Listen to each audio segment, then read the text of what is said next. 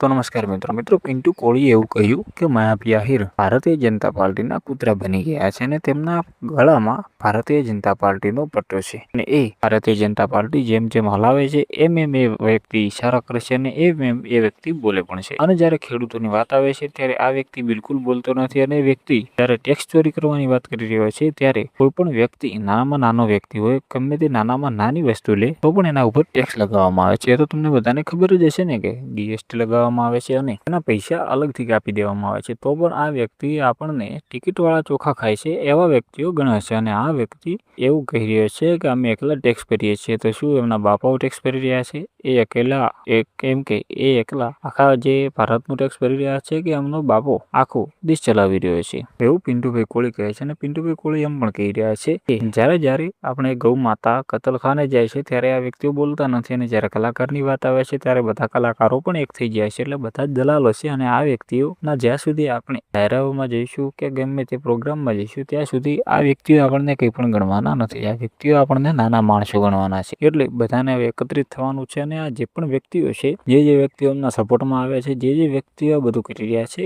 એ વ્યક્તિઓને બિલકુલ આપણે તેમના ડાયરાઓ હોય કે ભલે ગમે તે પ્રોગ્રામ હોય તેમાં જવાનું બંધ કરવું પડશે અને તેમને આપણે જે ફોલો કરી રહ્યા છીએ સોશિયલ મીડિયાની અંદર એ પણ ફોલો કરવાનું બંધ કરી નાખવું પડશે. તો મિત્રો પિન્ટુભાઈ કોળી વિશે તમારું શું કહેવું છે એ તમે જરૂરથી કોમેન્ટ બોક્સમાં લખી દેજો અને જો તમે આપણી ચેનલમાં નવા આવ્યા હો તો ચેનલને સબસ્ક્રાઈબ કરી દેજો અને વિડીયોને લાઇક કરી દેજો.